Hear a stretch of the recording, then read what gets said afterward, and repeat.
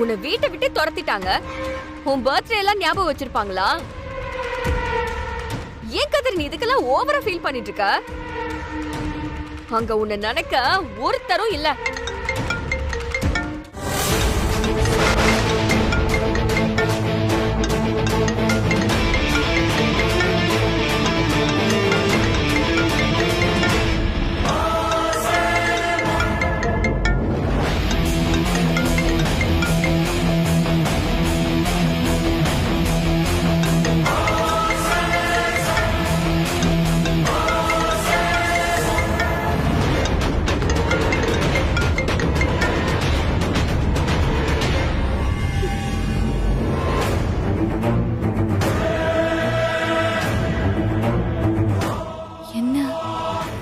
Cut பண்ணிட்டாரு.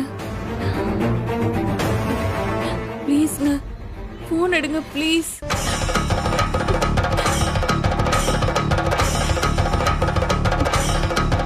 கதிர்,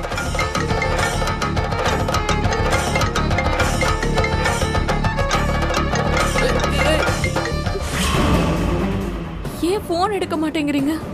உங்களுக்கு birthday wish பண்ணதான் நான் கால் பண்ணேன். ஹாப்பி பர்த்டேங்க. உன் பர்த்டே விஷ் எடுத்து குப்பையில போடு.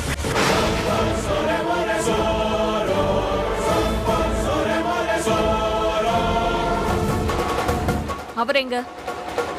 நீ எதுக்கு அவர் போன் எடுக்கிற? நான் போன் எடுக்கிறேனா அவர் என் கூட தான் இருக்காருன்னு அர்த்தம். என்ன விஷயம்? அத நான் அவர்கிட்ட தான் சொல்லணும். போன் அவர்கிட்ட கொடு.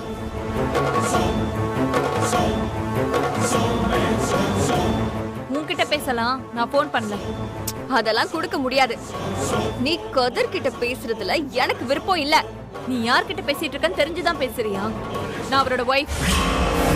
இனி நீ அவர்கிட்ட பேசக்கூடாதுன்னு சொல்லிட்டு இருக்க.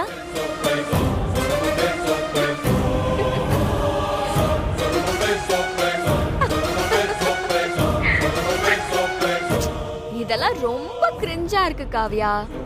ஒரு விஷயம் சொல்றேன், keep that in your mind, okay? நான் உன் லைஃப்ல வந்து கதிரை ஒண்ணு கூட்டிட்டு வரல. நடுவுல வந்தது நீதான். நீதான் தேவையில்லாம எங்க 2 பேருக்குள்ள வந்த. ரோஷினி, நீ அவரோட லைஃப்ல இருக்கன்னு தெரிஞ்ச ஒண்ணு நான் வரல. ஆனா அதை விட இம்பார்ட்டன்டான விஷயம், நான் அவருக்கு லீகலான வைஃப்.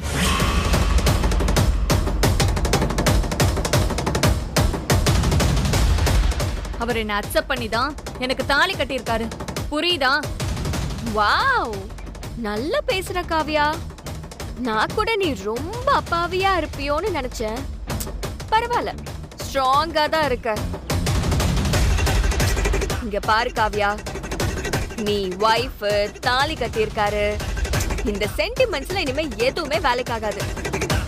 எல்லாம் முடிஞ்சு போச்சு. இப்போ கதிர் என்னோட கதிராதான் இந்த வீட்டுக்குள்ள இருக்காரு. சோ இனிமே நீ இந்த மாதிரி ஆசையெல்லாம் வச்சுக்கிட்டு அவஸ்தைப்படாத, ஓகே? உன்னோட கதிரா? அத நீ மட்டும் சொன்னா போதாது, இந்த ஊர் சொல்லணும். நான் அவரோட வைஃப். நான் அவரும் சேர்ந்து போனா யாரும் எதுவும் கேட்க மாட்டாங்க.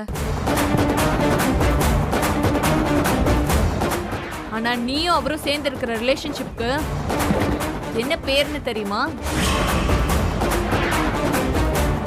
அது ஏன் வாயால சொன்னா எனக்கு தான் அசிங்கம். உனக்கு எந்த வேல்யூஸும் இல்ல. ஒரு குடும்பத்தை பிரிக்கிறது எவ்வளவு பெரிய தப்புன்னு தெரியல. நீ வேணா பாரு, இன்னும் கொஞ்ச நாள்ல அவரோட ஒரிஜினல் முகம் தெரியதான் போகுது. அன்னைக்கு அவர் என்ன தேடி கண்டிப்பா வருவாரு. என்ன எனக்கே சேலஞ்ச் பண்றியா? மிரட்டுறியா? உனக்கு தெரிஞ்சதெல்லாம் எனக்கு தெரியாது ரோஷினி.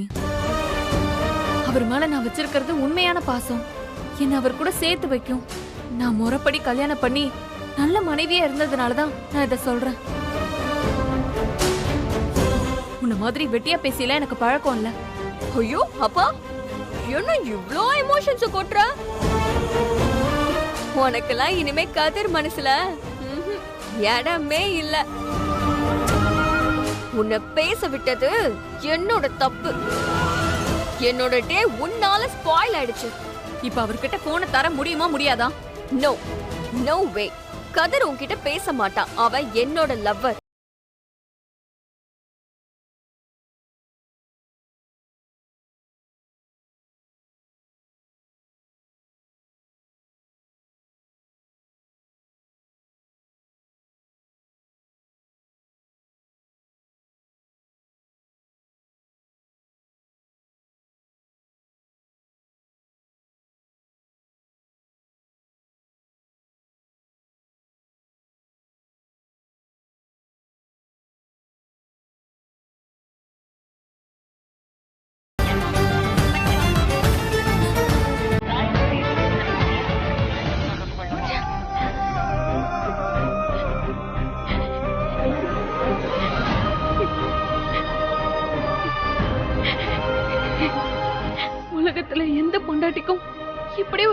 வரவே கூடாது. சொந்த புருஷன் கிட்ட பேசி ஒரு வார்த்தை சொல்ல கூட முடியல. அந்த உரிமை கூட எனக்கு இல்லையா? ஓ, இன்னைக்கு கதிர் பர்த்டேவா? அதான் மேடம் ரொம்ப ஃபீல் பண்றாங்க போல இருக்கு.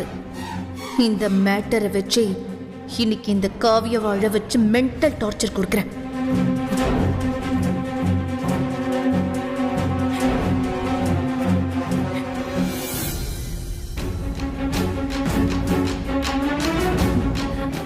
இன்னைக்கு நல்ல சான்ஸ் கிடைச்சிருக்கு. இத வச்சு காவியவ ஒரு வழி பண்ணிடணும். ஆமா, அடுப்பு எங்க இருக்கு? ஓ, இதான் அடுப்பா? எப்பவாது இந்த பக்கம் வந்தா தெரிஞ்சிருக்கோம். இப்ப என்ன பண்ணலாம்? கேசரி பண்ணணும். எப்படி பண்ணலாம்? எதுக்கு வம்பு, நம்ம இன்டர்நெட்ல பாத்துலாம்.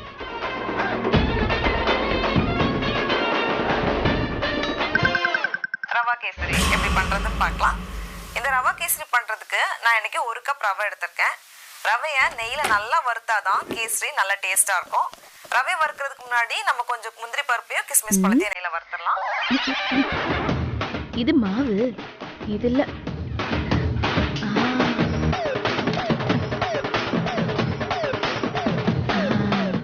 இத ரவை.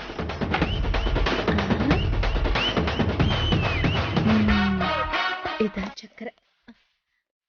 ஆரம்பிச்சிட வேண்டியதான்.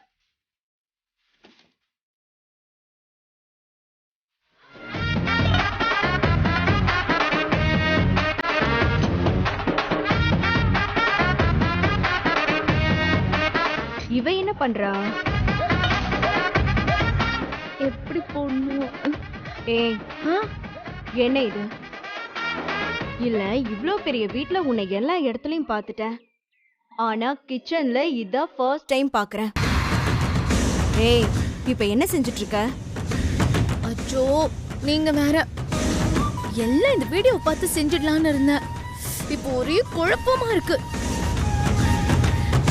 இதோ இந்த ரவையும் சர்க்கரையும் ஒரே மாதிரி இருந்தது.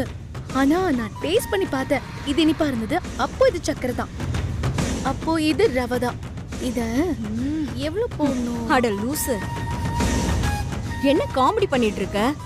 உனக்கு என்ன வருமோ அதை செய்ய வேண்டியதானே? உனக்கு எதுக்கு இந்த ரிஸ்க் எல்லாம்? உங்களுக்குமா புரியல? நான் கிச்சனுக்கு வந்தனா அதுக்கு காரணம் இருக்கு. இன்னைக்கு கதிருக்கு பர்த்டே.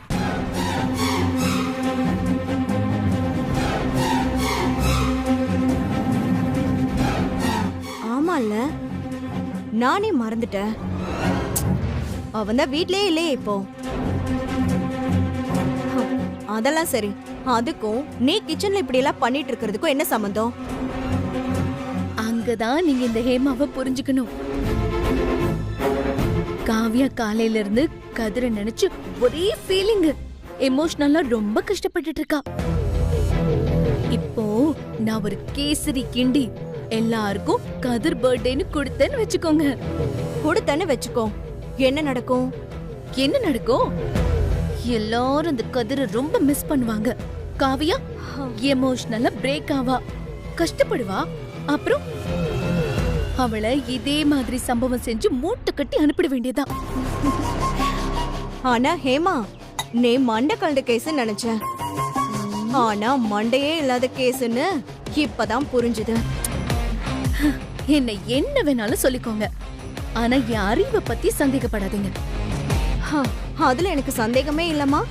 உனக்கு கொஞ்சம் கூட அறிவே இல்லைன்னு இன்னைக்கு எனக்கு கன்ஃபார்ம் ஆயிடுச்சு. என்ன சொல்றீங்க? பின்ன என்ன, இப்படி அடி மொக்கையா பிளான் போடுவாங்க?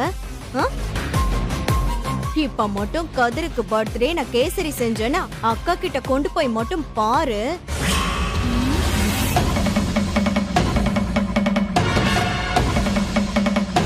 அச்சச்சோ, ஆமா, நான் அதை மறந்து போயிட்டேனே. அக்கா வேற கதிர் மேல கொலை வெறியில இருக்காங்க. நீ வேற இதெல்லாம் கொண்டு போய் கொடுத்தான்னு வை, உனக்கு இந்த வீட்ல இருந்து வெளியில போறதுக்கு அவுட் பாக்ஸ் போட்டுருவாங்க. ஆளை பாரு, கேசரிக்கின்றாலாம் கேசரி. அப்ப இந்த வீடியோல வேஸ்டா போச்சா? நல்ல வேலை, நான் இதெல்லாம் முன்னாடியே பார்த்தேன். நீ கேசரி கிண்டி கொடுத்துட்டு அக்கா கிட்ட திட்டு வாங்கிட்டு இந்த வீட்டை விட்டு வெளியில போறத பத்தி எல்லாம் எனக்கு எந்த கவலையும் இல்ல. நீ தான் செஞ்சன்னு தெரியாம இந்த கேசரிய நான் சாப்பிட்டிருந்தேன்னு வை, ஐயோ என் உயிருக்கே ஆபத்து வந்திருக்கும். என்ன இப்படி வாடுறீங்க? இப்போ அந்த காவியாவை என்ன பண்றதுன்னு சொல்லுங்க. அவளை இன்னைக்கு ஃபீல் பண்ண வைக்கணும். கதிர் இல்லாம இந்த வீட்ல அவ சந்தோஷமா இருக்கவே முடியாதுன்னு அவ அழுவணும். அப்பதான் இந்த வீட்டு விட்டு அவ போறதுன்னு அவளா முடிவெடுப்பா. ஆமாடி, இது வரைக்கும் அவளை பிசிக்கலா தானே அட்டாக் பண்ணோம். இனிமே அவளை மென்டலி வீக் ஆக்கணும். நான் ஒரு ஐடியா சொல்றேன் கேளு. இங்க வா.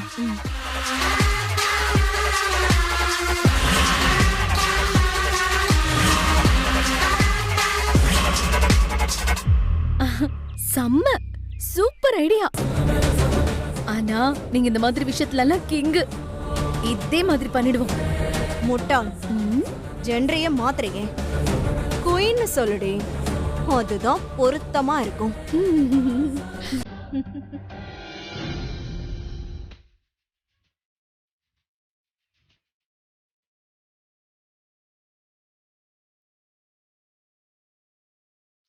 கதிர், இன்னைக்கு உன் பர்த்டே, அதனால நீ ரொம்ப சேடா ஃபீல் பண்றல. உன்னை எப்படி சேர் பண்ணுன்னு எனக்கு தெரியும். உனக்கு என்ன பண்ணணும்னு தோணுதோ பண்ணு ரோஷி, ஆனா டிஸ்டர்ப் மட்டும் பண்ணாத ப்ளீஸ். ஓகே கதிர், ஒரே ஒரு விஷயம் மட்டும் சொல்லிடுறேன். என்ன? சஸ்பென்ஸ் அண்ட் சர்ப்ரைஸா நான் ஒண்ணு பண்ணிருக்கேன். நீ மட்டும் அதை பார்த்தேன்னு வெயி, உன் மூடு ஃபுல்லா மாறிடும். செம்ம ஹாப்பியா இருவ கதிர். இவ ஒருத்தி என்னத்த பிளான் பண்ணி வச்சிருக்கான்னு தெரியல. ஏன் அப்படி என்ன பண்ணிருக்க? நீ ஃபீல் பண்றத பார்த்துட்டு எப்படி கதிர் என்னால சும்மா இருக்க முடியும்? எனக்கும் தானே கஷ்டமா இருக்கும். அதான் ஒரு அதிரடியான ஒரு ஆக்ஷன் பிளான்.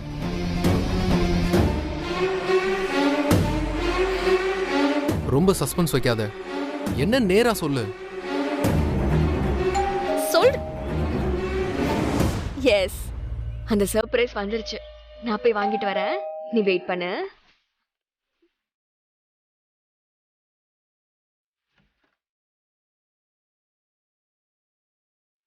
மேடம் இங்க ஆர்டர் பண்ணிருந்தாங்க ரோஷினின்னு. நான் தான். கொடுங்க. இந்தாங்க. தேங்க்யூ. Okay madam.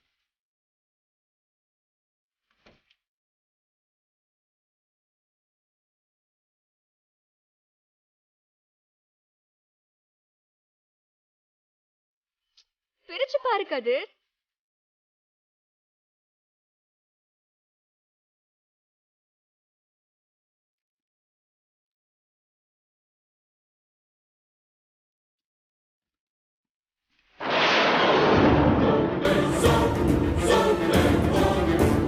ஏய், இது கேக் இல்லையா?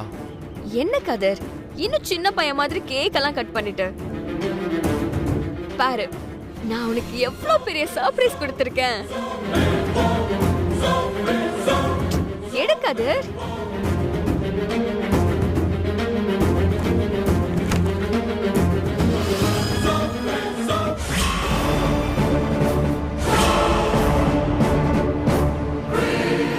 செம்ம சர்ப்ரைஸ்ல, இத நீ எதிர்பார்க்கவே இல்லல. செம்ம ஹாப்பியா? இது சர்ப்ரைஸ் இல்ல ரோஷி, ஷாக்கிங்.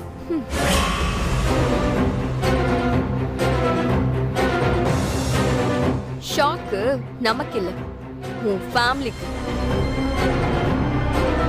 இன்விடேஷன் டிசைன் எப்படி இருக்கு?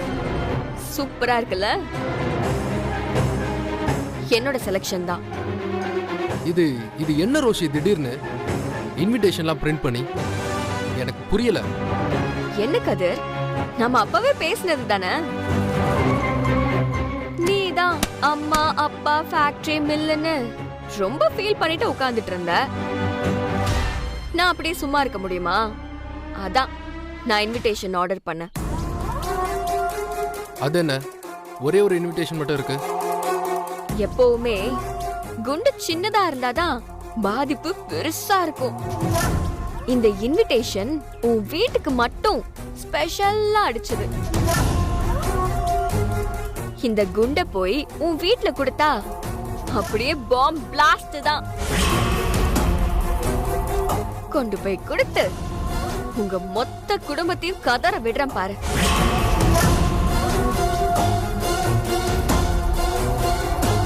சோ என்ன வேலை பண்ணி வச்சிருக்கா? இது வீட்டுக்கு மட்டும் போச்சு, அவ்வளவுதான். ஏற்கனவே பண்ணது பத்தாதுன்னு இது வேற. இவளுக்கு எப்படி சொல்லி புரிய வைக்கிறது? அப்புறம் மீடியா போலீஸ்னு வேற பயமுறுத்துவா. என்ன கதிர், நம்ம எமோஷனலா அவங்கள மிரட்டணும்னு நீ தானே அன்னைக்கு சொன்ன. இப்போ உனக்கு சர்ப்ரைஸ் பண்ணா இப்படி முழிக்கிற? என்னால சந்தோஷம் தாங்க முடியல, அப்படிதானே? ஆஹா, அது இல்ல ரோஷி, எனக்கு சந்தோஷம்தான். ஆனா கொஞ்சம் யோசிச்சு பார்த்தேன். வந்து நீ யோசிக்கிறத பார்த்தாலாம் சரியா வரலையே. இப்பெல்லாம் நீ யோசிக்கிறது சரியில்லை கதிர். என்ன சொல்லு, ஏதோ வாய்க்குள்ளே முழுங்குற மாதிரி இருக்கு. அது இல்ல ரோஷி, நாம கல்யாணம் பண்ணிக்க போறோங்கிறது சந்தோஷமான விஷயம்தான், அதுல எந்த டவுட்டும் இல்ல. ஆனா இதெல்லாம் எதுக்கு பிரிண்ட் பண்ணி அது என் வீட்டுக்கு தெரிஞ்சுக்கிட்டு, இதெல்லாம் தேவையில்லாத பிரச்சனை இல்ல.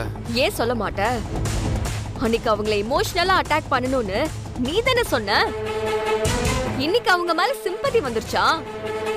கதிர், I am very serious in this matter. அப்படிலாம் இல்ல ரோஷி, அவங்க ஏற்கனவே நம்ம மேல டென்ஷனா தான் இருக்காங்க. அவங்க கிட்ட எதுக்கு இதெல்லாம் எடுத்துட்டு போய் பிரச்சனை பண்ணணும் தான். ஆமா, இது பெரிய பிரச்சனை ஆகும். உன்னை என்கிட்ட இருந்து பிரிச்சாங்கல்ல, இப்ப உன்னையும் அவங்க துரத்தி விட்டுட்டாங்க. நாம கஷ்டப்படுவோம்னு அவங்க நினைச்சாங்களா? உன் வீட்ல இருக்கிறவங்க எல்லார் மூஞ்சிலும் கரிய பூச போறோம். அதுக்கு இந்த இன்விடேஷன் கார்டு தான் எண்டிங் கார்டு. என்ன நினைச்சிட்டு இருக்க? நம்ம கிட்ட ஒரு கார் கூட இல்ல. அவங்கள சும்மா விட போறது இல்ல கதிர். பாரு, இந்த அட்டாக்ல அவங்க அலறி அடிச்சுட்டு உன்கிட்ட வந்து நிப்பாங்க. நீ பாக்கதானே போற.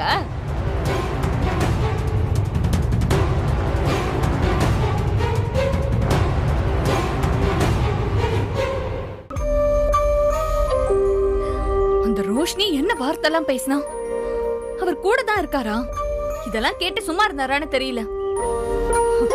இப்படி எல்லாம் பேசி அவளுக்கு கூசவே இல்லையே. இவ கூட எல்லாம் பேசணும் நம்ம தலை எழுத்து. சீ.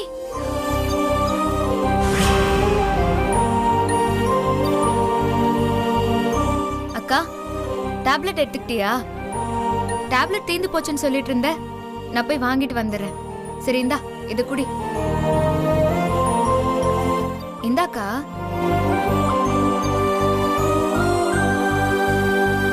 என்னக்கா?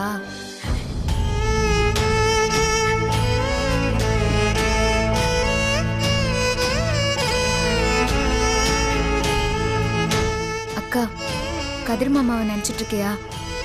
இன்னும் எவ்வளவு நாளைக்கு தான் அதையே நினைச்சு அழுதுட்டு இருக்க போற? அன்னைக்கு நடந்ததெல்லாம் இல்லடி, இன்னைக்கு காலையில நடந்ததை நினைச்சுதான் அழறேன். என்ன சொல்ற? இன்னைக்கு என்ன நடந்துச்சு? இன்னைக்கு அவர் பர்த்டே.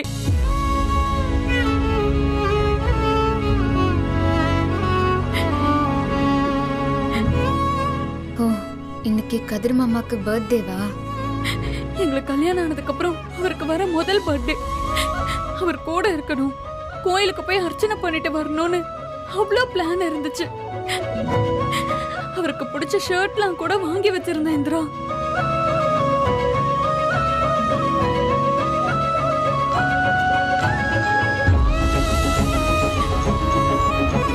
அக்கா, உன் கஷ்டம் எனக்கு புரியுது. ஆனா இப்ப என்ன பண்றது? இப்போ நிலைமை சரியில்லை. ஆனா இதெல்லாம் கொஞ்ச நாளைக்கு தான். நீ இதுக்கெல்லாம் ஃபீல் பண்ணாதக்கா. அதுக்காக மட்டும் இல்ல இந்திரா, இன்னைக்கு அந்த ரோஷினி பேசினதெல்லாம் நினைச்சா